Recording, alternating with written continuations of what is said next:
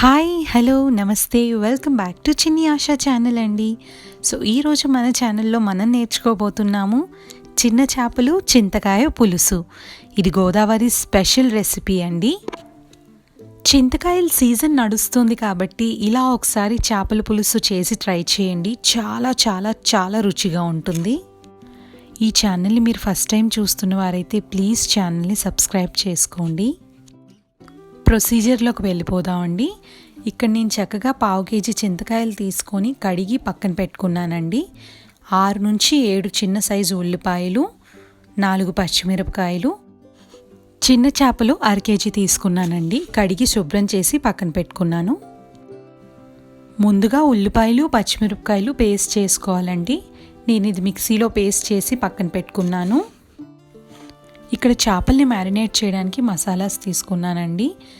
3 స్పూన్లు కారం తీసుకున్నాను, 2 స్పూన్లు గరం మసాలా, 1 స్పూన్ ఉప్పు తీసుకున్నాను. మీరు ఉప్పు రుచికి తగినట్టు తీసుకోండి. 1 స్పూన్ పసుపు తీసుకున్నాను, 1 స్పూన్ అల్లం వెల్లుల్లి పేస్ట్,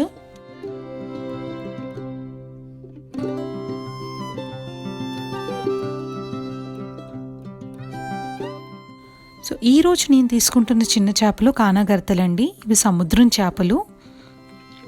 ఇప్పుడు వీటిని మనం మ్యారినేట్ చేసుకుందాం. నేను వేసుకుంటున్నాను 1 స్పూన్ గరం మసాలా, పసుపు, ఉప్పు మీరు రుచికి తగినట్టు వేసుకోండి. నేను ఇక్కడ 1 స్పూన్ ఉప్పు యూస్ చేస్తున్నాను. 2 స్పూన్లు గరం మసాలా, ఇది హోమ్మేడ్ గరం మసాలా అండి. 3 స్పూన్లు కారం. ఇవి వేసి చక్కగా కలుపుకోవాలి. ఇలా చక్కగా మసాలాలన్నీ చేపకు పట్టేటట్టుగా కలుపుకోవాలి. కలుపుకున్న తర్వాత 30 నిమిషాలు పక్కన పెట్టేయాలి. ఎంత ఎక్కువసేపు మ్యారినేషన్ చేస్తే చేపలోకి అంత చక్కగా ఉప్పు కారం పడుతుంది.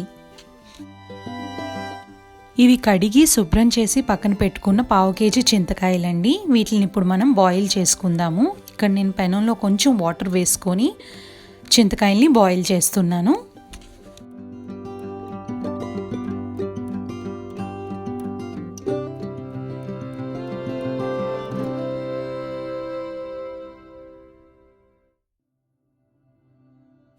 పది నిమిషాల పాటు మనం చక్కగా చింతకాయల్ని బాయిల్ చేసుకోవాలండి. 10 నిమిషాల తర్వాత చింతకాయల మీద తొక్కదానికి అదే వచ్చేస్తుంది.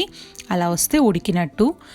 ఇంకోటి ఏంటంటే మీరు చక్కగా స్పూన్తో ఇలా నొక్కినట్టయితే మెత్తబడుతుంది చింతకాయ. అలా కూడా చింతకాయ ఉడికినట్టు తెలుసుకోవచ్చు. ఇలా చింతకాయలు బాయిల్ అయిపోయిన తర్వాత మనం స్టవ్ ఆఫ్ చేసేసి పక్కన పెట్టుకున్నాను. ఇప్పుడు నేను కడాయిలో తీసుకుంటున్నాను 3 చెంచాలు నూనె అండి. ఇందులో మనం ముందుగా పేస్ట్ చేసి పెట్టుకున్న ఉల్లిపాయ పచ్చిమిరపకాయలు ముద్ద వేసుకుంటున్నాను. ఉల్లిపాయ ముద్ద చక్కగా పచ్చివాసన పోయే వరకు వేపుకోవాలి. త్వరగా ఉల్లిపాయ వేగాలి అంటే మనం చిటికెడు ఉప్పు వేసుకొని వేపుకోవచ్చు. కానీ చూసుకోండి, ముందు మనం చేపల్లో ఉప్పు వేసుకున్నాం కాబట్టి చూసుకొని వేసుకోవాలి. ఆనియన్ పేస్ట్ బాగా ఫ్రై అయిన తర్వాత ముందుగా మనం మ్యారినేట్ చేసి పెట్టుకున్న ఫిష్ని యాడ్ చేస్తున్నాము. కొంచెం లైట్గా కలుపుకోవాలి. ఎక్కువ కలుపుకుంటే ఫిష్ విడిపోయే ఛాన్సెస్ ఉన్నాయి.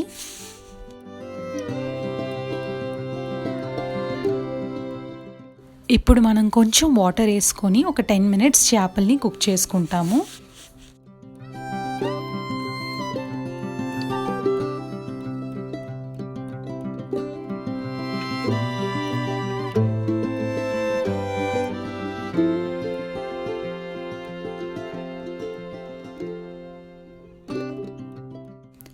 ఇప్పుడు 10 నిమిషాల తర్వాత చేపలు చక్కగా ఉడికాయి. ఈ టైంలో మనం చింతకాయ పులుసు వేసుకుంటున్నామండి. ఇందులోన ఇది మనం ముందుగా ఉడకబెట్టుకున్న చింతకాయల్ని కొంచెం వాటర్ వేసి మ్యాష్ చేసుకొని దాన్ని మనం స్ట్రెయిన్ చేసుకుంటే వచ్చిన వాటరే ఈ చింతకాయ పులుసు. ఇది వేసుకున్న తర్వాత ఎక్కువసేపు చేపలు కలపకూడదు. ఇలా కలుపుకుంటే చేపలు విరిగిపోయే ప్రమాదం ఉంది. ఇప్పుడు మనం మరుగుతున్న ఈ చేపల పులుసులో మెంతులు జీలకర్ర పొడి వేసుకుంటున్నామండి. మెంతులు కొంచెం వేయించి జీలకర్ర వేయించి 2 పొడి చేసుకున్నాము. ఏ పులుసులకైనా మెంతులు జీలకర్ర పొడి వేస్తే రుచి చాలా బాగుంటుంది.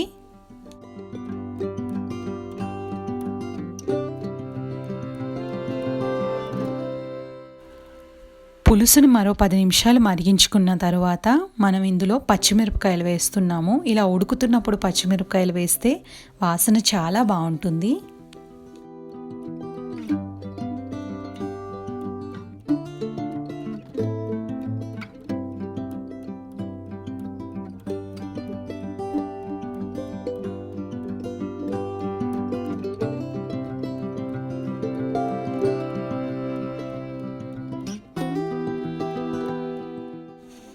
ఇప్పుడు మనం చిన్నగా తరిగి పెట్టుకున్న కొత్తిమీర వేసుకుందామండి. చేపల పులుసులోంచి నూనె ఇలా పైకి తేలింది అంటే అర్థం చేపల పులుసు రెడీ అయిపోయిందనండి. ఇప్పుడు మనం దాన్ని డిష్ అవుట్ చేసుకుంటున్నాము. చేపల్ని డిష్ అవుట్ చేసేటప్పుడు కానీ లేదంటే సర్వ్ చేసేటప్పుడు కానీ చాలా కేర్ఫుల్గా చేయాలి. బాయిల్ అయిపోయిన ఫిష్ చాలా డెలికేట్గా ఉంటుంది, విరిగిపోయే ఛాన్సెస్ ఉంటుంది.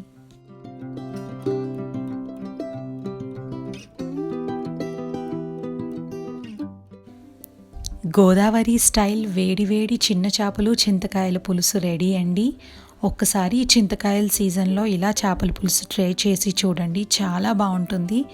వేడివేడి అన్నంలోకి ఈ చేపల పులుసు వేసుకొని తింటే చాలా చాలా బాగుంటుంది. ఒకసారి ట్రై చేసి చూడండి. మీకు కానీ మా ఈ రెసిపీ నచ్చినట్టయితే ప్లీజ్ సబ్స్క్రైబ్ చేయండి, బెల్ ఐకాన్ని ప్రెస్ చేయండి. మరో మంచి రెసిపీతో మళ్ళీ కలుద్దాం. నమస్తే.